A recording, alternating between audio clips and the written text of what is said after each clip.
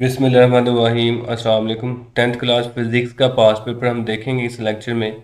ये जो पास पेपर है ये बहावलपुर बोर्ड का है 2024 का, ग्रुप 2 है इसका। तो एमसीक्यूज नंबर 1 है, which device can be use to produce both transfer and longitudinal wave.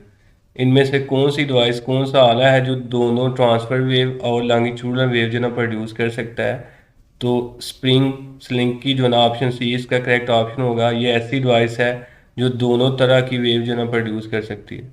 MCQs number 2 है, 5 joule of work is needed to shift 10 coulomb of charge from one place to another, the potential difference between the places is. तो कहता है कि अगर आप 10 कूलब charge को एक जगह से दूसरी जगह लेके जाना तो 5 जूल काम करना पड़ता है। तो बताएं पोटेंशियल डिफरेंस कितना होगा। तो फार्मूला में पढ़ा हुआ है V equal that W over Q के।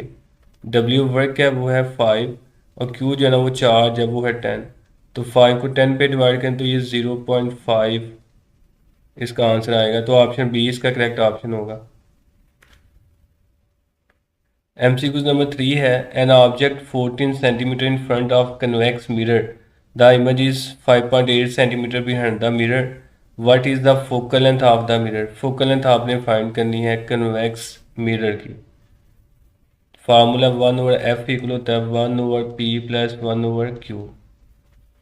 1 ओवर एफ फोकल लेंथ है, 1 ओवर पी जो है ना ये ऑब्जेक्ट का डिस्टेंस है, और ऑब्जेक्ट का जो डिस्टेंस है वो 14 सेंटीमीटर है। ये हमेशा हम पॉजिटिव लेते हैं कन्वेक्स मिरर में, जबकि इमेज का जो डिस्टेंस है वो 5.8 सेंटीमीटर है। तो ये हमेशा नेगेटिव लेते हैं इसमें, तो ये -5.8 आएगा। तो ये आ गया 1/14 प्लस माइनस माइनस 1/5.8। इसको अगर हम सॉल्व करेंगे तो इसका एलसीएम लेना पड़ेगा। तो 14 मल्टीप्लाई करेगा 5.8 के साथ, 5.81 के साथ मल्टीप्लाई करके 5.8, ऐसे ही -14 आएगा। तो ऊपर जो है ना वो माइनस करके ये आएगा -8.2 और नीचे मल्टीप्लाई करके आएगा 81.2। तो ये 1 और एफ है, हमें एफ चाहिए, इसको हम उल्टा लेंगे। तो 81.2 ओवर 8.2 आ जाएगा, साथ माइनस आएगा। तो इन दोनों को डिवाइड करेंगे तो ये आएगा -9.9 सेंटीमीटर। तो ये इसकी फोकल लेंथ होगी।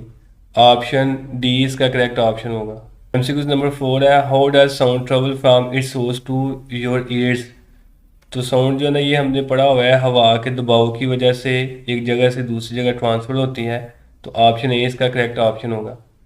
एमसीक्यूज नंबर 5 है, combined resistance of two identical resistor connected in series in 8 ohm। दो हमारे पास रेजिस्टर हैं और दोनों एक जैसे, उनको हमने सीरीज में अटैच किया है और उनकी जो कंबाइंड रेजिस्टेंस है वो 8 ओम है। The combined resistance in parallel arrangement will be. तो जो पैरेलल अरेंजमेंट है उसमें आपने ये रेजिस्टेंस फाइंड करनी है। इसको हमने पिछले पास पेपर में सॉल्व किया हुआ है, उधर से आप चेक कर लें इसका सोल्यूशन।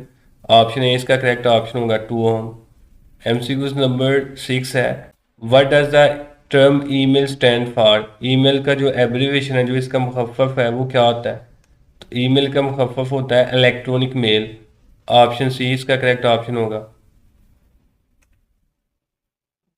एमसीक्यूज नंबर 7 है, if X equal A dot B then X is 1 when.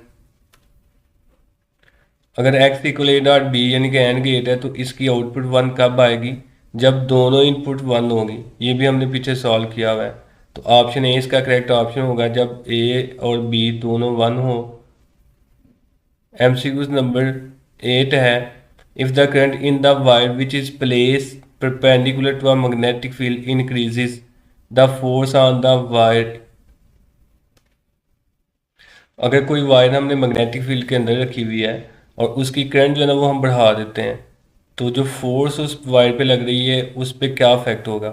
Formula हमने पढ़ा हुआ है, एफ इक्वल होता है I L B sine theta के। अब आई करंट है, फोर्स और करंट आपस में डायरेक्टली प्रोपोर्शनल है। अगर करंट बढ़ेगी तो फोर्स भी बढ़ेगी। तो ऑप्शन ए इसका करेक्ट ऑप्शन होगा। MCQ नंबर 9 है, one of the isotope of uranium 238 the number of neutrons in this isotope. तो यूरेनियम का एलिमेंट उसने दिया हुआ है आइसोटोप, तो ये जो आइसोटोप है इसमें आपने न्यूट्रॉन्स नंबर को फाइंड करना है। तो नंबर ऑफ न्यूट्रॉन्स फाइंड करने का फार्मूला पढ़ा हुआ है हमने, mass number minus atomic number. Mass number वो है जो ऊपर लिखा हुआ है वो 238 है, माइनस एटॉमिक नंबर वो है जो नीचे लिखा हुआ है वो 92 है। अगर इन दोनों को हम सब्ट्रैक्ट करते हैं तो आंसर 146 आता है। तो ऑप्शन बी इसका करेक्ट ऑप्शन होगा। MCQ नंबर 10 है, which are the facts that are use by program to produce useful information. वो कौन से हकायक है जिनसे बजरिया प्रोग्राम्स का आम इंफॉर्मेशन हासिल की जाती है। तो डाटा, डाटा से हम इंफॉर्मेशन जो है ना वो लेते हैं। ऑप्शन सी इसका करेक्ट ऑप्शन होगा। MCQ नंबर 11 है, a practical application of mutual induction is. Mutual induction का जो अमली इतलाक है वो ट्रांसफार्मर पे होता है। तो ऑप्शन डी इसका करेक्ट ऑप्शन होगा। MCQ नंबर 12 है, Ohm's law is applicable to. Ohm का कानून जो है ना इसका इतलाक सिर्फ मेटल कंडक्टर्स। ऑप्शन डी इसका करेक्ट ऑप्शन होगा, मेटेलिक कंडक्टर पे होता है। नीचे सब्जेक्टिव है,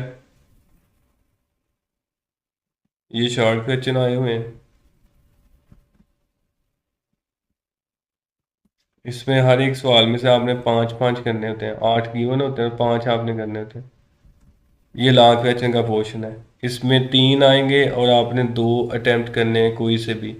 जिसका आपने न्यूमेरिकल करना है, थ्योरी भी उसी की करनी है।